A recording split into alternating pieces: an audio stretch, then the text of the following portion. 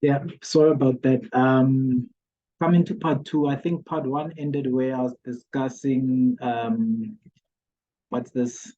The investments, the Royal Bafokeng Nation's investment and diversification strategy. And I'm just gonna touch on that now. If I can just share screen. Da da da da da da da da da da.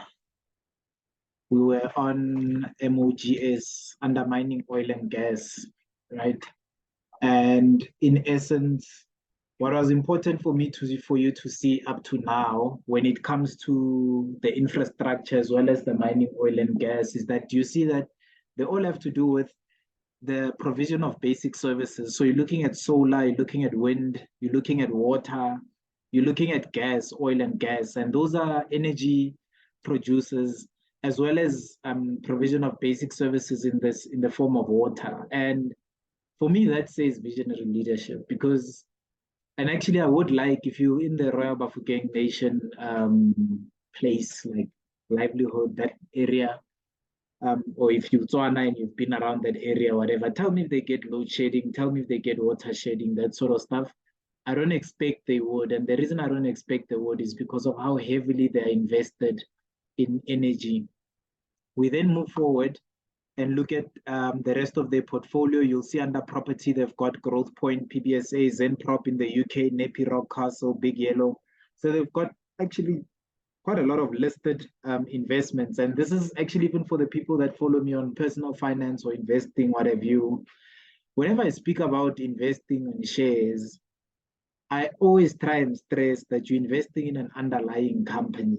You're not just investing in a red and green button or whatever on a screen. You are actually investing in something that does exist and something that potentially can make you a lot of money. The whole notion that investing is risky, what have you. I think it's one of my videos where I say investing is not risky. You, the investor, are risky. So I just want to switch on one of my red lights here. I don't want you guys seeing um, a non-good side without light.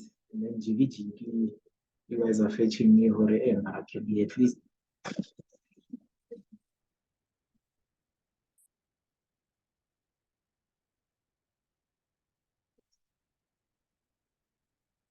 I actually could have sorted this out before going live. Sorry about that. There we go. Hey, don't make me pay. I get a hole. I'm on. Where's Kanyimbao's complexion? Button. There we go.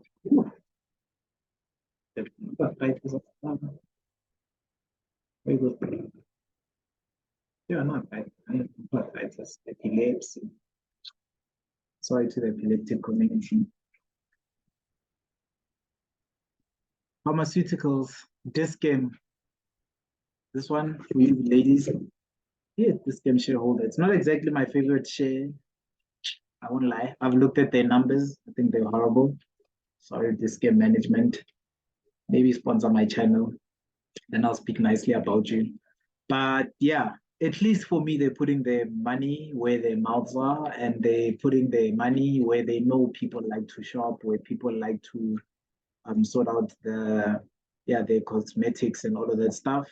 And then other, we've got JC D6, whatever, this company. I've seen it around quite a bit. I never knew what they do, but when I saw it on Royal Bafokeng Nations, what do you call this website? I was like, Sherbet, you guys are in actually. Like, you guys are major in because if you've got investments that are in French, like Legoma, so you see, I think they do advertising go Gautrain. Things I don't climb the Gautrain much, so I wouldn't even know if that's where I saw it. But I know it's not the first time I see that JC Disokes or whatever. And to me, it looks like a media company, actually. I used to think there's something company. Anywho, let's look at the rest of the investments. The one that I'm interested in, I want to see this infra salience. I have a feeling it has something to do with technology and AI. Salience solutions for society. Let's see. 8.8 million people die every year from air pollution, predominantly attributed to PM 2.5, and there are over 8.3 billion metric tons of plastic globally, which is as heavy as 25,000. Our mission is to clean the world by remediating the air, soil, and water. Guys, Royal Bafokeng Nation, you guys are the Wakanda, actually, that they should. Why did they even make a movie called Wakanda? Why did they not just choose Royal Bafokeng, like real life people, and actually do it? Anywho, yeah. So yeah, those are the investments that Royal Bafokeng. A few things I wanted to touch on, and then I'm gonna go on to how your village can actually do this. And you might not necessarily be able to do the platinum part because God decided who should get platinum and who should get malepola, matapola, whatever. But yeah, I think for me, what's important was that you actually see how an investment holding company can generate funds for or can hold assets on behalf of a fund. And then that fund creates budgets and expenditure that then build the livelihoods of people. The reason I bring you to this page that I have open is the report to society, doing good today for the benefit of tomorrow. This is one of the investment reports from Royal Bafokeng Holdings itself. So not only is there a master plan from the Khosi side, but then there's also, what do you call this? A report from the holding company itself, and it starts there. Our mandate, Royal Bafokeng Holdings has a dual mandate to safeguard the long-term financial independence of the Royal Bafokeng Nation. Simple, clear, direct. If you meet anyone that's from the Royal Bafokeng Nation, just know that they've got entities that safeguard their long-term financial independence. Those people are the Ruperts of the Black nation. To generate sufficient income to meet social and infrastructural needs of the nation. What we value at the core of our hardcore values is a people-centered approach to engage with one another in a manner that is principled and authentic. We are resilient and committed to helping the Royal Bafokeng Nation to achieve its purpose. And then you can read the rest there.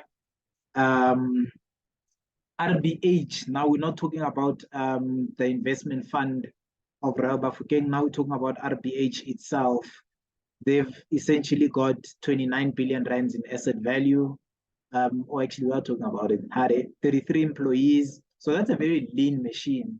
I know many companies that have got 29, 46 billion worth of revenue or net asset value, and they've got way more than 33 employees. In fact, the best I've seen is Berkshire Hathaway, Warren Buffett, 25 employees.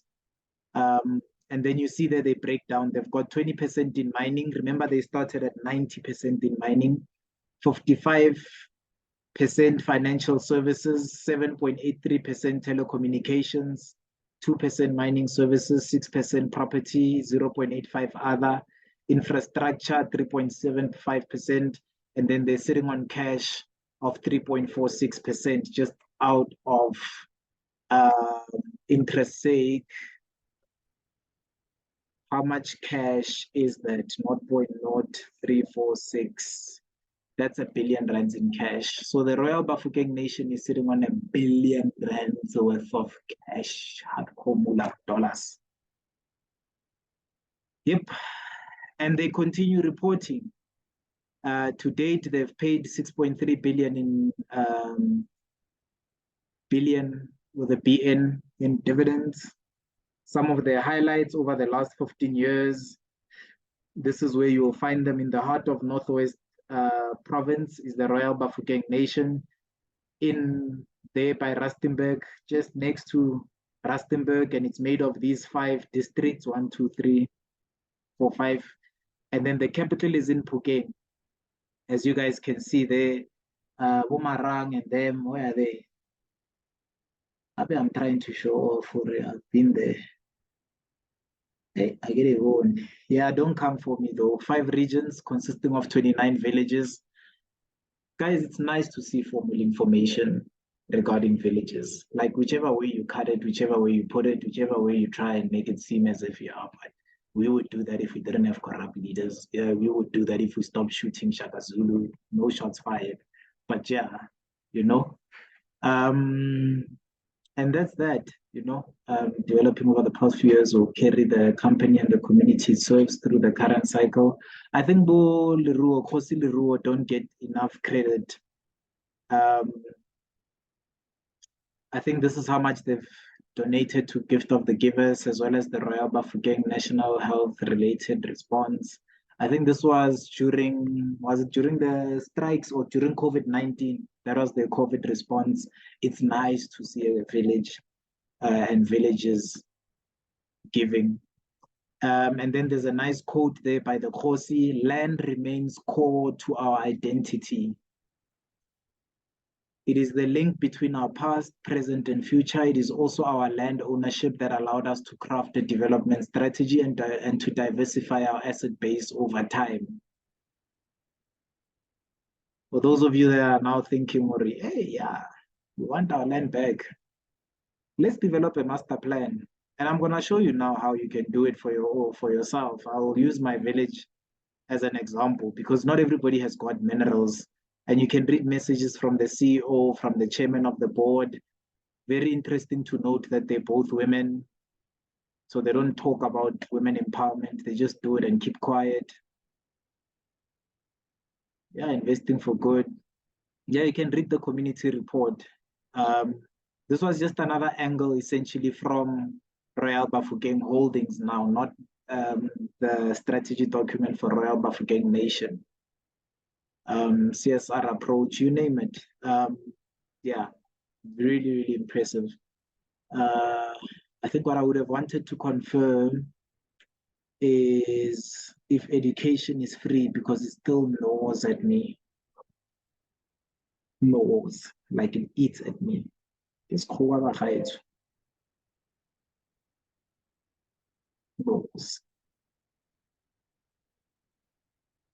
Yeah, I can't see it anywhere. Education, the current programs they have, they've got a CA training program.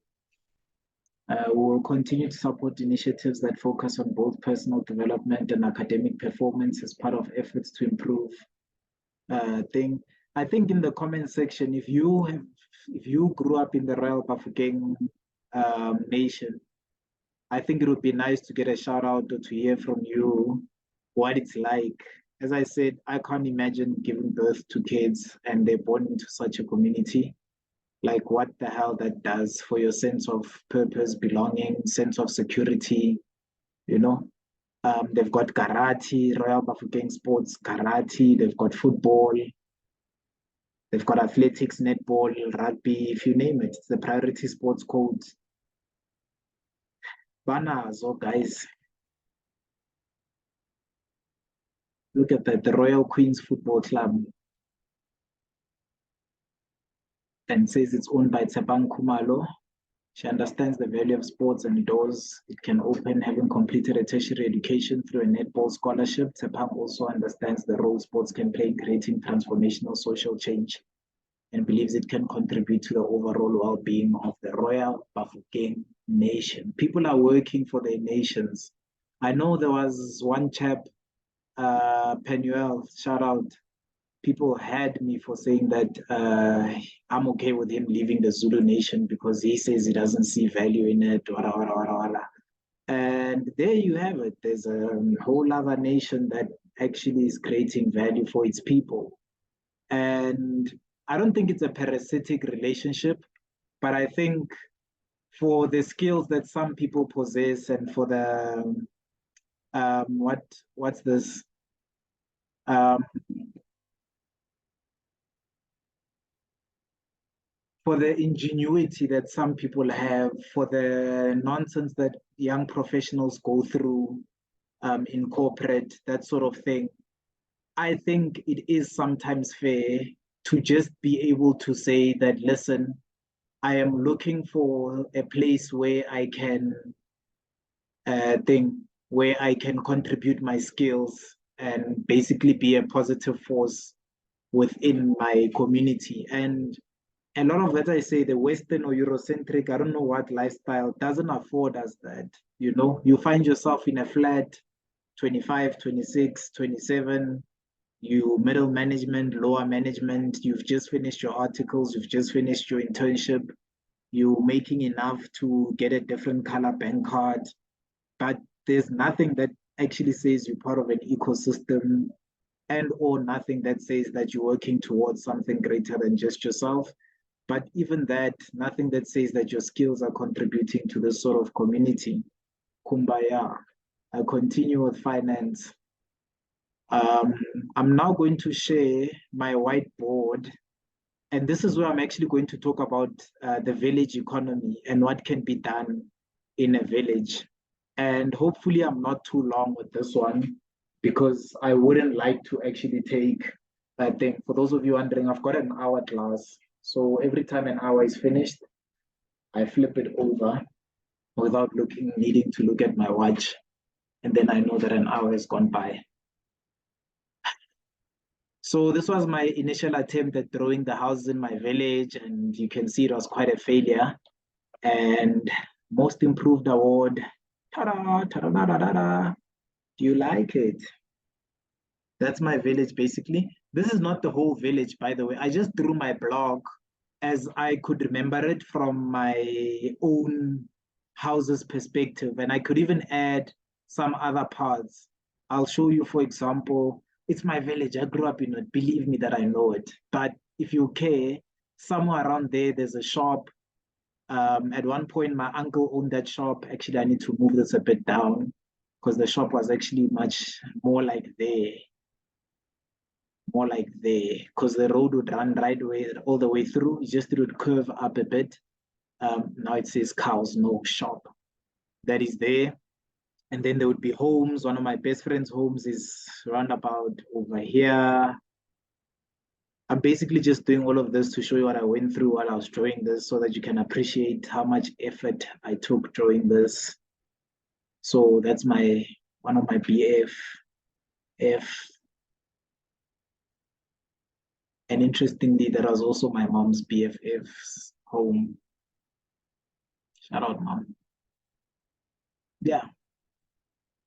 But yeah, essentially, I didn't want to draw the whole village because I wanted a representative model that can show us what we can do. And I think I'm going to work on Excel, and I'll share the Excel spreadsheet just so that you guys can see through with me what it is that goes through my head when I look at something like this. I was recently home, and BFF doesn't want to be raised. All right, I'll undo. Age old undo, Baba. When the eraser fails, do undo. As you can see, that's my home over there with the heart. Just a little key or a legend. So all these half circles that you see here, those are kraals. And as far as I can remember, these were the kraals. These are the kraals that are there in my village. In my blog, by the way, there are like tens of blocks like this.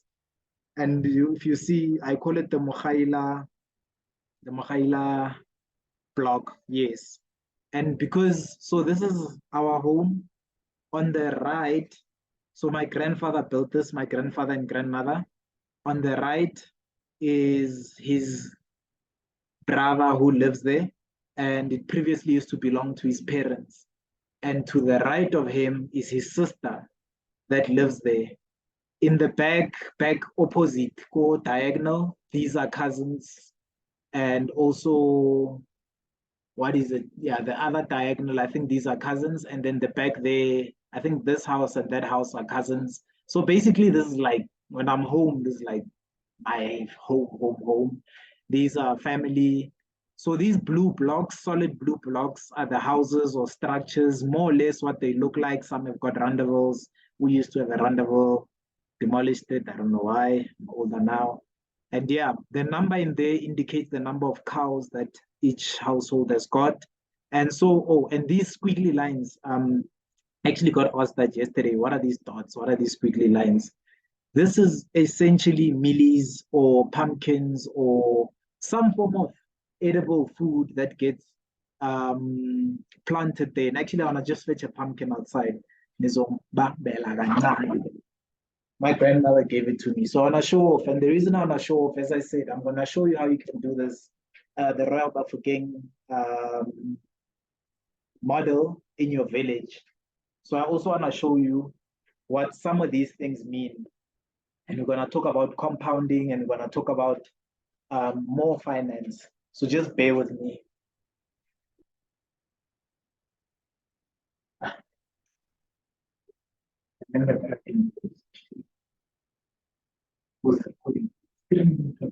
The screen sharing is paused. See, the one I'm jail with it's the screen recording that's paused. So in my mail. Ta-da! My grandmother gave me this basically. And two significances. First of all, it's a pumpkin. I know some of you have never seen a pumpkin that looks like this. You've seen the green, ugly one, the one that's got pimples, wara, wara, wara, wara. This one, kulele kai. And what was significant for me about this was realizing that the person giving me this is a farmer. And if you've listened to Just One Lab and Simon Brown and those guys, they will tell you that one of the amazing things about a pumpkin is that not only can you eat the skin, you can eat the pumpkin inside itself, you can also eat the seeds. But also, if you don't eat the seeds, you can actually plant the seeds. And for me, and why this is an example of compounding, when my grandmother was like, oh, manaka watamaya, manaka, here's a lepoti. And she said it with such confidence and flair. Like she embodied the fact that she's actually not only giving me food for today, but also giving me food forever because I can now take the seeds and plant them in my garden. Those of you that have been on this journey with me will know I've got quite the garden. Been a while since I've posted and planted the spinach, but I can plant that and basically never have to buy pumpkin again. And for me, that is not only generational, but that is proper compounding. So talk about the gift that keeps giving, right? And so those are the squiggly lines that you see on your screen over there. That one, every house. So every house might not have cows, but every house definitely is planting something. That's why real Limpopo people be like, hey, bring us mangoes. No, the mango people are up north, further up north. We more like bring us peaches, bring us mealies, bring us pumpkins, maraca, some vegetables that y'all don't even know. Like, I don't know what leraka is in Schoa. Yeah. So that's that. And then, so what I want to get to, I've spoken before about equestrian estates. You know, go Waterfall, those places, Constantia Park, I think in Cape Town, those areas, Constantia, maybe it's not park, it's Constantia itself, where affluent people have got horses trotting about, and you're there like, yo, someday when I've got money, I'm gonna own that. I always look at this and I'm like, dog, how is it that every household has got cows? Like for me, that's equestrian. I don't care if equestrian means horse or whatever, but for me, it means farm style living. And I look at it and I'm like, these people are proper balling because they've got cows right next to their house and mealies and pumpkins and whatever, whatnot. Like my dad tells me stories about Diana when he grew up, he would barely see his grandmother go to the shops. And for me, that's the same reality I had growing up. I don't remember going to the shops with my grandmother as a kid, unless I was going to the doctor to take out a tooth, then I'd know I'm getting ice cream. But I don't remember coming back home, carry groceries, or whatever, right? Not to say that we always grew everything. Maybe they just hid it, or maybe they did it at a time when I was out to play, you name it. But going to town wasn't like a feature. It wasn't wow, let alone living in town, because we had a lot of the food that we needed, right? We'd grind the mealies. We were having conversations with Zidao the other day about how painful and how hard it is to grind the mealies, then take it to a mill, they turn it into pap, and then thing. And so when you meet petty people here in Pretoria and you're like, yo, you guys love pap, eh? It's probably because they grow it for free in their backyard. Shit, ever considered that? Okay, not that sort of word. But yeah, so that's that. And then there's cows. And that's where the crux of my pitch is going to be about, right? On the cows, so I counted 81 cows in this block alone. That is an average of 5.4 cows per home in this block. And I don't know how many there are in the village, in the entire village. But just to use simple mathematics, not as simple mathematics. So, guys, oh, at least got land go high, but you know,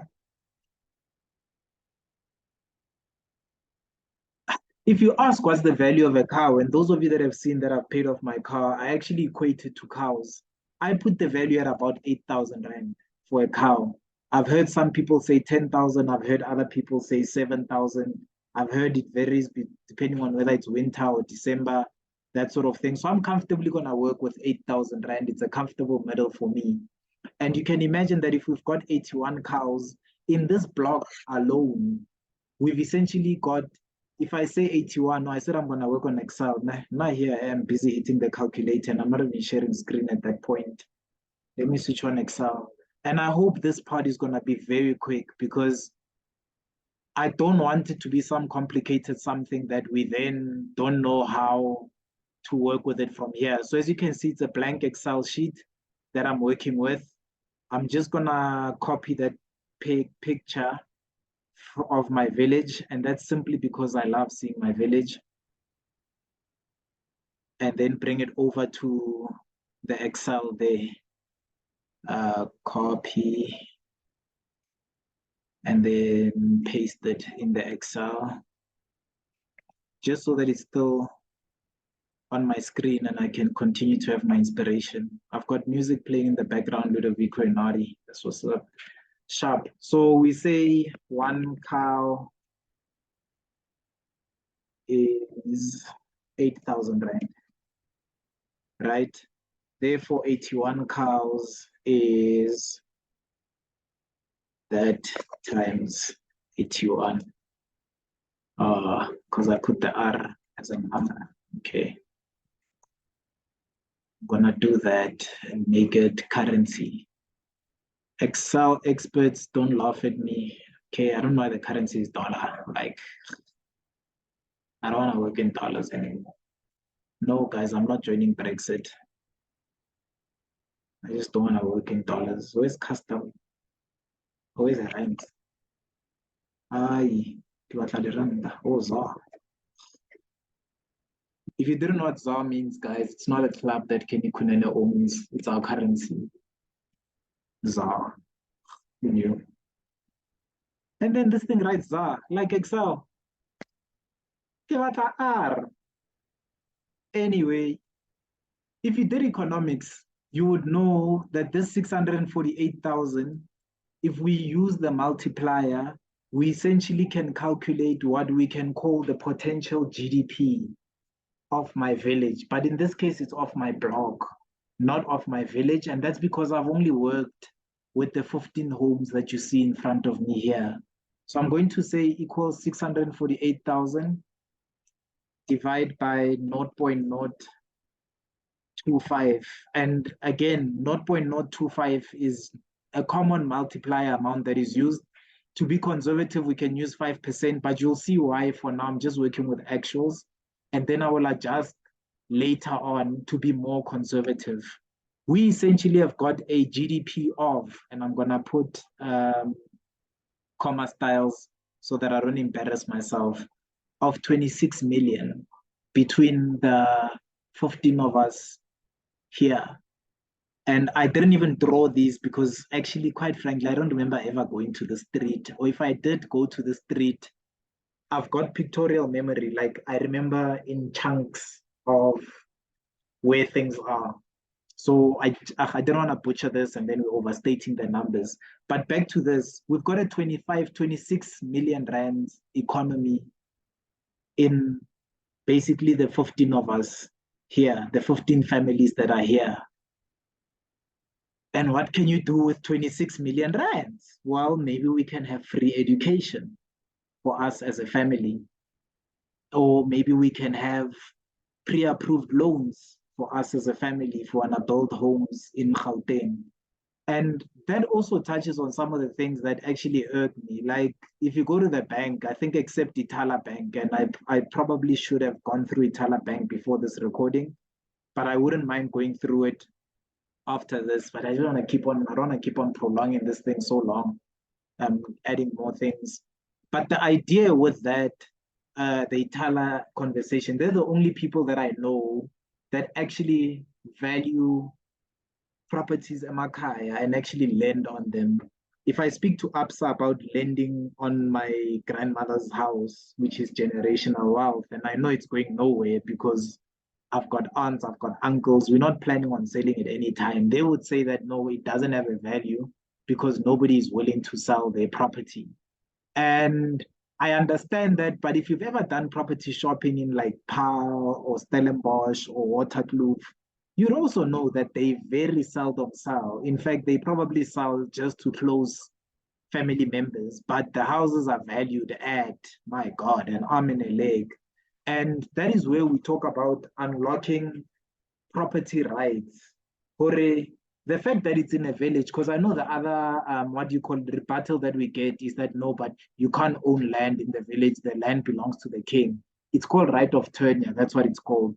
Even though the land belongs to the king, I don't ever imagine a day, realistically speaking, that a king one day comes to the house or the chief comes to my house and says, you guys can no longer live here because now I've decided that I want to build whatever, a swimming pool by your guys' land. So, for all intents and purposes, it's just playing simple capitalism and when I can borrow on my grandmother's house, and worst case scenario, you evict us or you come up with some plan that is going to force me to pay, right? But now we're going to talk about the cows because at least with the cows, we actually can attach cows and then use the cows as collateral for the loans or for the bonds. The useful life of a cow is about a cow's useful life or a cow's life is about 8 to 15 years, if I remember correctly. So you actually can get quite a bit out of a cow. I'm not talking about the 6-week calves that people buy go woolies, grass fed, what. No, I'm talking about the real emakhaya cows. And I'll see where I can share a video, too much media happening all at once, where I can essentially show you actually the cows at home, like those skinny cows, they like, this is my lobola. Yo, didn't tell me here.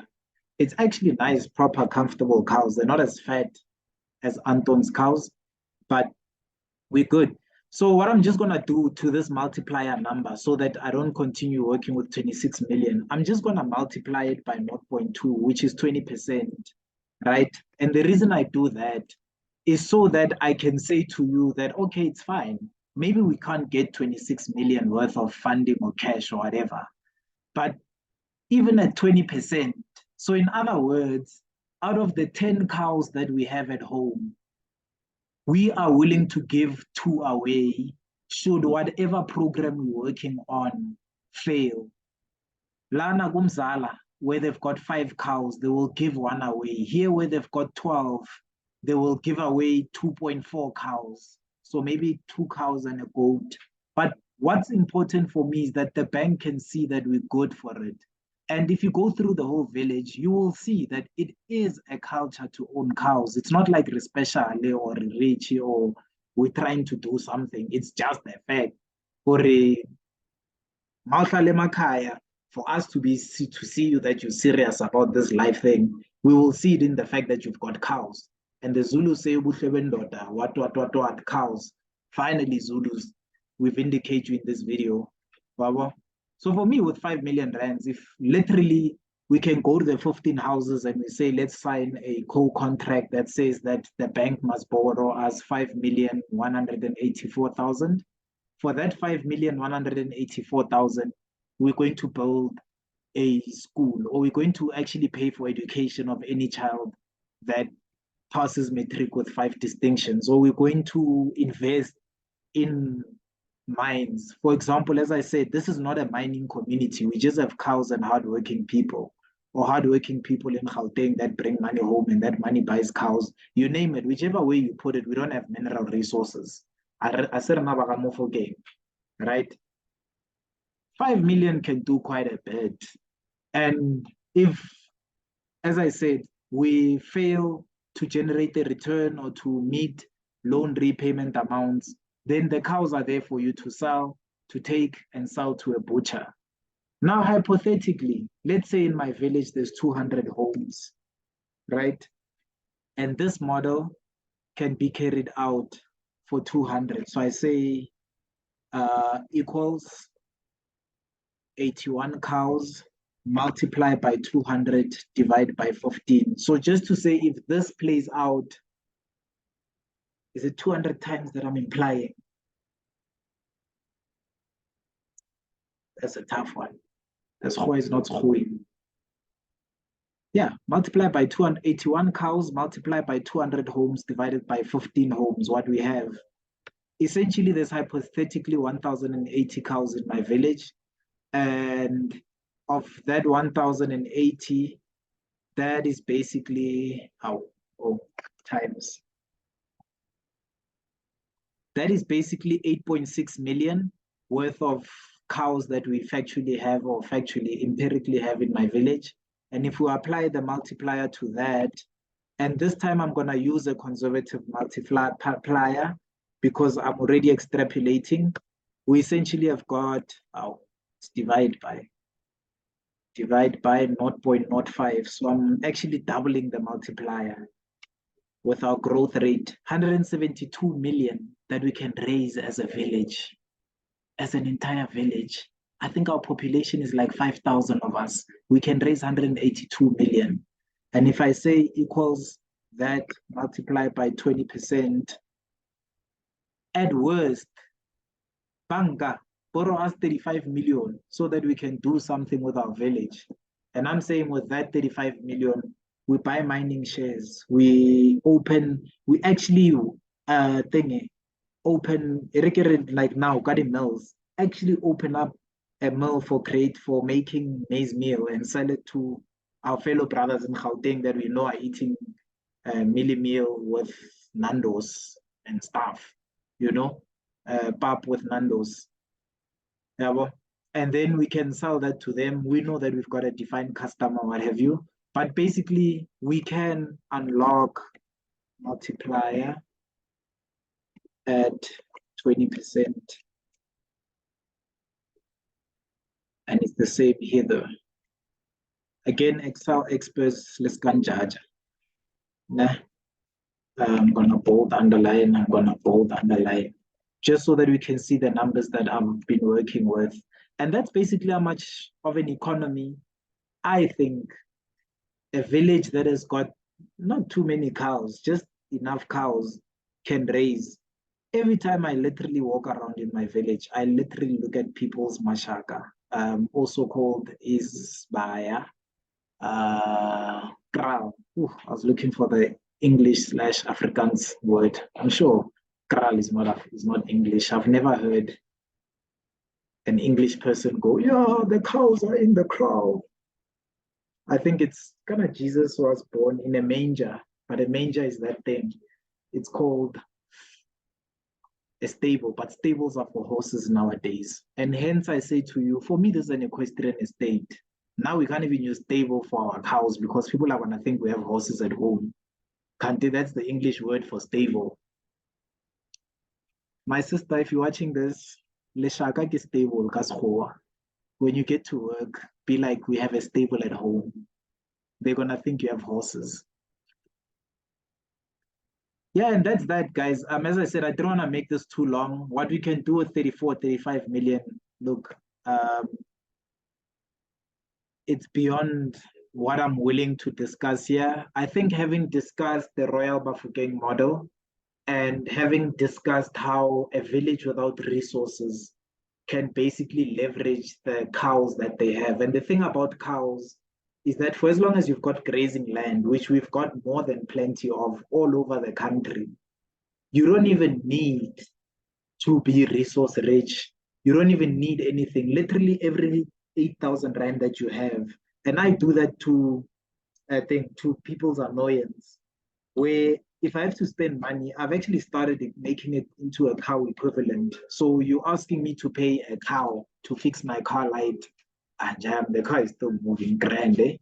You're asking me to pay half a cow in order for me to register for this course. It better teach me something that's going to generate me enough income that I can buy a cow. Because if it doesn't, then I'm wasting my education, that sort of thing. And any of us can buy cows, send them home, send extra money home for the people that look after the cows.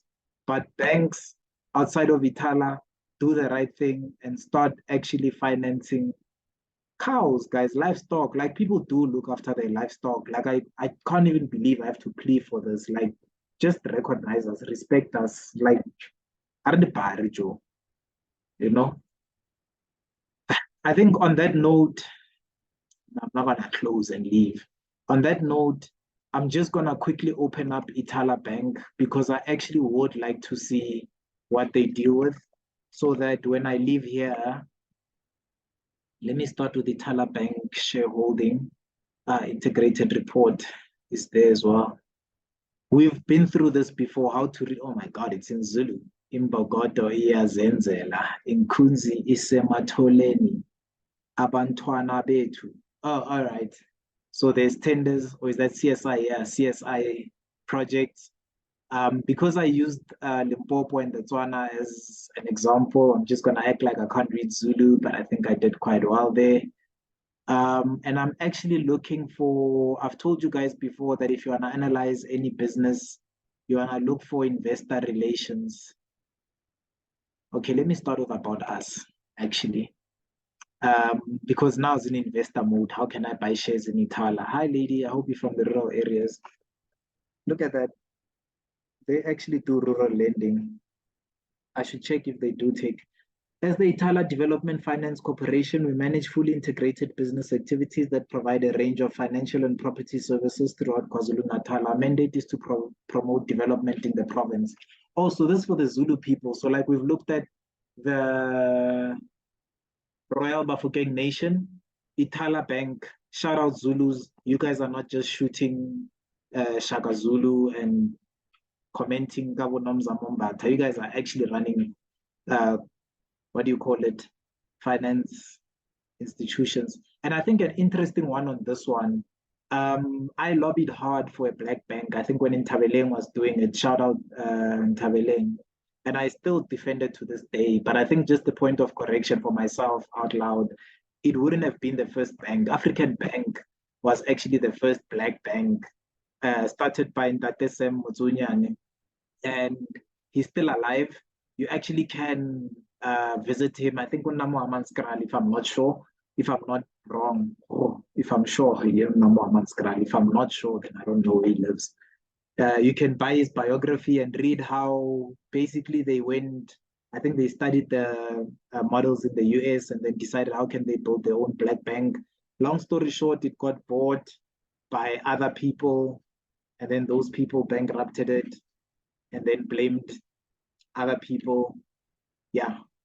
The iThala Development Finance Corporation, or iThala, was established in 1958 as a development finance agency wholly owned by the province of KwaZulu-Natal, mandated to assist government in promoting economic development and empowerment in the province. In its current form, iThala functions through the promulgation of the KwaZulu-Natal iThala Development Finance Corporation, under them oversight of the board, and reports to the Provincial Department of Economic Development, Tourism and Environmental Affairs. iThala is listed as a Schedule 3D provincial business enterprise in terms of the Public Finance Management Act. That is long for, I'm not going to get the financials here. I'm probably going to get them. If I look at the municipal book or the municipal integrated report or annual report, Yakona, I'll find it there. This is quite bad for something owned by a municipality. Like, why is it so difficult to find your annual reports? And yes, I'm adding you the same way I add Old Mutual for stealing our parents' money in the 90s when they were saving for education policies and education funds.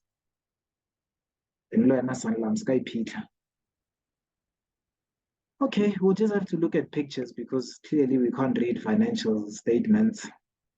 Like, I don't know why it wouldn't be here. Well, look what they own. Here's their property portfolio. The important thing that I was looking for was I wanted to see if they actually do lending in villages based on either your property or on your cattle and things like that. And it looks like I'm not going to get an answer today. But I think my point is made that if you're not from the Royal Bafokeng Nation, we actually can work on, let's actually decide, or every year buy a cow, buy 2 cows. And then after 5 years, you've got 10 cows, 5 cows.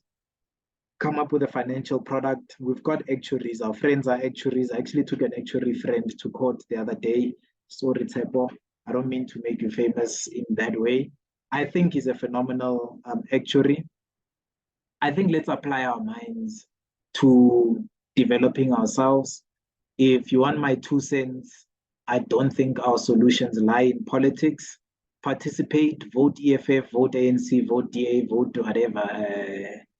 What's the other one? Gata, vote. Now everyone I didn't name vote. Kaiten McKenzie is gonna come and say, what, guys, are fun day. I don't have an obligation to promote your party.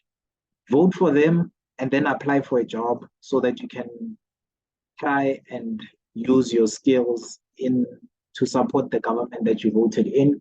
If that fails, I think as we buy cows, put them, go our homesteads.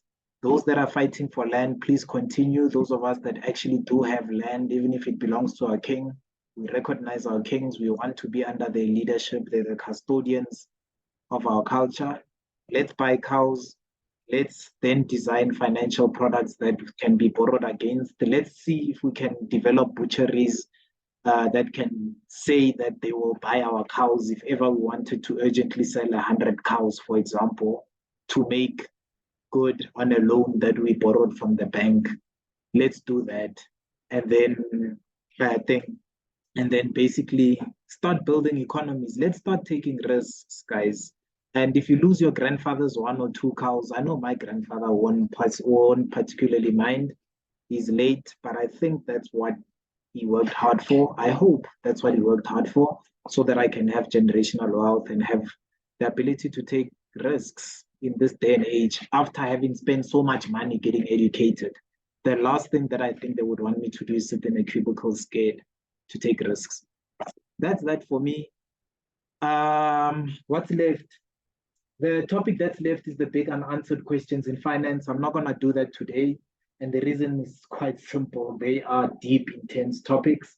And to be honest, a lot of people cover them. So I'm not even interested in covering them. I'll cover them just for completeness sake, just so that you guys know that this is what I think about how you should live your life from birth to death or from death backwards to birth. But the important thing is this was the asset management economic model that I was speaking about. It is a village-based asset management economic model. It is based on the concept of the Royal Bafokeng Nation, who have managed to use the resources that they were endowed with by God to develop themselves and develop and build a society and community that is conducive to kids of the future. However, if your village is not endowed with resources, please don't say that you don't have any ideas anymore. Ama excuse ayaphela. We've got stockpiles, we've got you name it. There are few and far questions. Khosi Leruo, thank you very much for the work that you have done. To the extent that I've misrepresented your nation, I am open to being educated. Kopaleska Nsua, Kopaleska Senda, and entourage to come and kill me. I actually once dated the daughter of a Prince King Chief Govenda. I won't name her what the kids. But when they found out, they were like, listen, I will find you and I'll kill your family. Please don't kill my family. I do listen. I will stop that. I won't blaspheme your guys' nation. But thank you very much for the example that you've set. And I hope one day somebody can give me a call and be like, hey, yo, we did this in our village and come and see. And I hope that call comes from my village, because I will be attempting to do that over the course of the next remaining years of my life.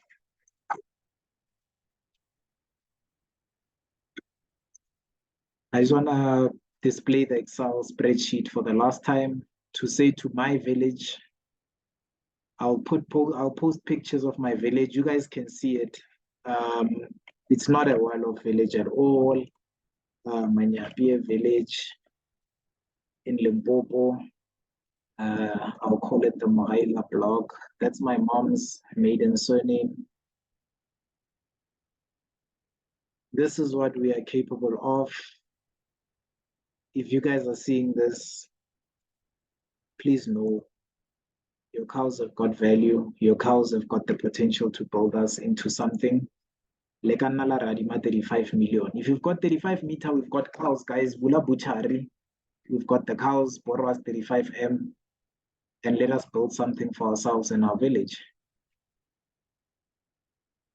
One of the reasons I'm prolonging this, guys, is that I also can't find the stop record.